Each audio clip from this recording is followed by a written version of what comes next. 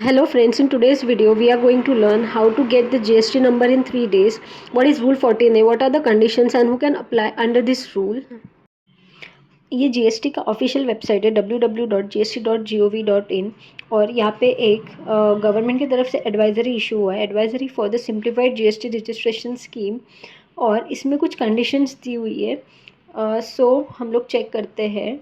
ये पूरा एडवाइजरी आप पहले रीड कर लेना और उसके बाद आपको समझेगा कि इसमें क्या क्या कंडीशन है।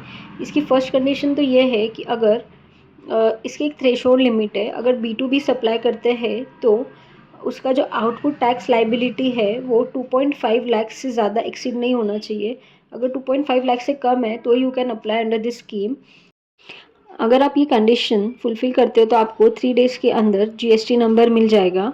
तो अभी देखते हैं कि रजिस्टर कैसे करना है। रजिस्टर टैब पे क्लिक करना है, फिर उधर आपको ये जो सारी इन्फॉर्मेशन है वो फिल करनी है। I am a tax payer, आपका स्टेट चूज़ करना है कि आप कौन से स्टेट से है। उसके बाद आपका डिस्ट्रिक्ट क्या है, आपको वो चूज़ करना है।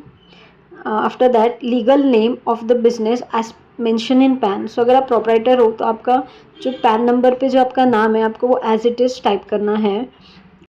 और अगर आप एक पार्टनरशिप फर्म LLP या फिर कंपनी हो तो उनके लिए आपको पता है कि अलग पैन कार्ड होता है, तो उसके ऊपर आपका जो भी बिज़नेस का नेम है आपको वो डालना है और जो पैन नंबर है आपको वो डालना है। बट फॉर एग्जांपल अगर मैं प्रोप्राइटर हूँ और मेरा नाम रवि है तो मुझे लीगल नेम में डालना है रवि, और पैन नंबर में जो भी प्रोप्राइटर का जो पैन नंबर है वो टाइप करना है।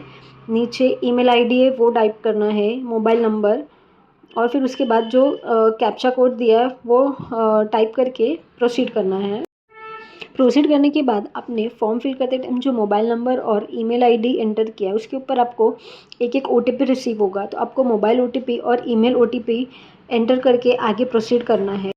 आप जैसे ही प्रोसीड करोगे ऐसे लिख के आएगा you have successfully submitted part 1 of the registration process. फिर आपको एक TRN नंबर रिसीव होगा, आप उसको कॉपी कर लेना और आगे प्रोसीड कर लेना। फिर जो TRN नंबर कॉपी किया है वो यहाँ पे पेस्ट कर देना और नीचे जो इमेज कैप्चा कोड दिया है उसको एंटर करके आगे प्रोसीड कर देना। प्रोसीड करने के बाद आपको मोबाइल नंबर और ईमेल आईडी पे OTP रिसीव होगा, दोनों पे सेम ही OTP होगा, तो आप वो OTP यहाँ पे एंटर करके आगे प्रोसीड करना। फिर यहाँ पे एक्शन में जाके एडिट करना और ये पूरा फॉर्म जो ओपन हो जाएगा इसमें बहुत सारे टैब्स है। ये आपको आप जब पूरा फॉर्म फिल करोगे तो वो प्रोफाइल जो 0% दिख रहा है वो 100% हो जाएगा, तब आपका पूरा रजिस्ट्रेशन कंप्लीट हो जाएगा। सो हम 1 बाय 1 सारे टैब्स चेक करेंगे कि सारे टैब्स में क्या दिया हुआ है। जो फर्स्ट टैब है वो है बिज़नेस डिटेल्स का, तो उसमें हमें सारे आपकी जो बिज़नेस की डिटेल्स है वो एंटर करनी है। तो हम लोग अभी वो सारे फिल करते हैं, लाइक योर ट्रेड नेम, आपका जो भी ट्रेड नेम है वो डाल देना। Next constitution of the business, अभी हम प्रोप्राइटरशिप के लिए करें तो हम लोग ने वो सिलेक्ट कर दिया है। और नीचे आपको एक और ऑप्शन दिखेगा, option for the registration under rule 14 है, मतलब अगर आपको 3 डेज़ के अंदर GST नंबर चाहिए तो आप इससे यहाँ पे येस टिक कर देना। अगर आप वो कंडीशन फुलफ़िल करते हो कि B2B सप्लाईज़ का जो आउटपुट टैक्स लायबिलिटी है वो 2.5 लाख से ज़्यादा नहीं है, then only you can apply under this rule. उसके बाद आपको ये करना है कि आप वॉलेंट्री कर रहे हो कि या कंपलसरी कर रहे हो। Date of commencement of business, after that अगर आपके पास कोई एग्जिस्टिंग रजिस्ट्रेशन है लाइक उद्यम या फिर एनी अदर, तो आपको वो डिटेल्स ऐड करनी है। फिर नेक्स्ट ऐप पे क्लिक करोगे तो वहाँ पे डिटेल्स ऑफ द प्रोपराइटर आएगा, वहाँ पे आपको आपका फर्स्ट नेम, मिडल नेम और लास्ट नेम एंटर करना है। नेम ऑफ द फादर में first name, middle name, last name, आपकी date of birth, mobile number, email ID, gender. उसके बाद आपको नीचे आपका डेजिग्नेशन वगैरह सब पूछेंगे, आपको वहाँ पे सब टाइप करना है। अगर आपके पास DIN है तो DIN नंबर करना है टाइप। नीचे पैन कार्ड नंबर और सारे डॉक्यूमेंट्स अगर कुछ रहेंगे तो वो अटैच करके नीचे प्रोसीड करना है। वो सारे डिटेल्स एंटर करने के बाद नीचे आओगे तो आपको दिखेगा कि रेजिडेंशियल एड्रेस आपको एंटर करना है, तो आपका कंट्री, पिन कोड, स्टेट और आपका जो भी प्रॉपर एड्रेस है आप उसको फिल कर देना। उसके बाद ये मैप में भी आपका लोकेशन दिखाएगा कि एग्जैक्टली मैप में आपका एड्रेस कहाँ पे शो करता है। उसके बाद नीचे आपको डॉक्यूमेंट अटैच करना है, उसमें आपका फ़ोटोग्राफ अटैच करना है एंड फाइल साइज़ 100 KB से छोटा होना चाहिए। नीचे अदर इन्फॉर्मेशन में ऑल्सो ऑथराइज सिग्नेटरी, वहाँ पे येस करना है और आगे सेव और कंटिन्यू पे क्लिक करना है। नेक्स्ट ऐप है ऑथराइज सिग्नेटरी का, अगर प्रोपराइटर के केस में आपको प्राइमरी ऑथराइज सिग्नेटरी पे ही क्लिक करना है, और अगर आप एक पार्टनरशिप फर्म एलएलपी है तो आपके जितने भी मेंबर्स हैं उसमें से आपको जो भी प्राइमरी सिग्नेटरी है उसको चूज़ करना है। और ये एक स्टैंडर्ड फॉर्मेट आता है, ऑथराइजेशन लेटर उस पर प्रिंट करना है और सबके साइन करके वहाँ पे अटैच्ड करना है कि हम लोग इन सारे मेंबर्स में से ये हमारा प्राइमरी ऑथराइज सिग्नेटरी रहेगा। और आगे आपको सेव और कंटिन्यू पे क्लिक करना है। नेक्स्ट टैब में ऑथराइज रिप्रेजेंटेटिव का रहेगा, उधर आपको कुछ नहीं करना है, सेव और कंटिन्यू पे क्लिक करना है। फिर नेक्स्ट टैब ओपन होगा जहाँ पे आपको आपका प्रिंसिपल प्लेस जो है उसका एड्रेस टाइप करना है। सो आपको इधर मैप में भी चूज़ करना है लैटिट्यूड लॉन्गिट्यूड, वो सब प्रॉपर होना चाहिए। आपको पिन कोड डालना है, स्टेट, आपका डिस्ट्रिक्ट, और आपका जो भी पिन कोड है वो ऊपर वहाँ पे टाइप करके आपको वहाँ पे लोकेशन चूज़ करना है कि आपका जो एड्रेस है वो प्रॉपर गूगल मैप्स के कौन से लोकेशन पे है। और नीचे वो फिर लैटिट्यूड एंड लॉन्गिट्यूड अपने आप ऑटो पॉपुलेट हो जाएगा। और नीचे जो भी आपका प्रॉपर एड्रेस है, नियर बाय लैंडमार्क, जो भी आपको प्रॉपरली फिल करना है और सेव करना है।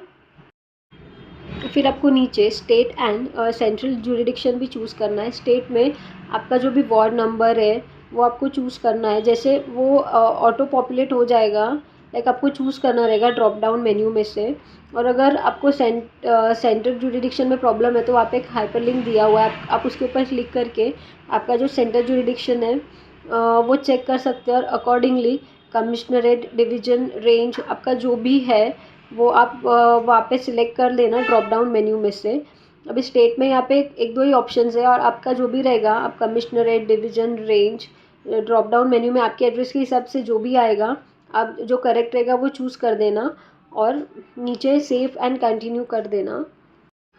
फिर next nature of possession of premises में अगर आपका ओन है तो आप ओन सेलेक्ट कर देना, और proof of principal place of business में प्रॉपर्टी टैक्स रिसीट या फिर इलेक्ट्रिसिटी बिल आप अटैच कर सकते हो। और अगर आपका रेंटेड है तो आप रेंट एग्रीमेंट और नीचे एक और कंसेंट लेटर वगैरह भी होता है, आप उसको भी अटैच कर देना।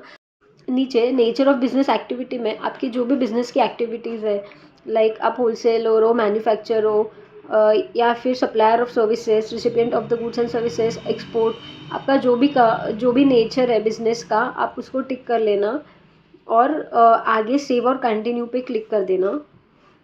Next additional place of business, अगर आपका कोई एडिशनल प्लेस ऑफ बिजनेस है तो आप उसको ऐड कर देना, अगर नहीं है तो सेव और कंटिन्यू पे क्लिक कर देना। उसके बाद आपको यहाँ पे गुड्स एंड सर्विसेज के जो एसएसएन और एसएससी जो कोड है वो आपको टाइप करने हैं। आप मैक्सिमम 5 HSN कोड आप एंटर कर सकते हो।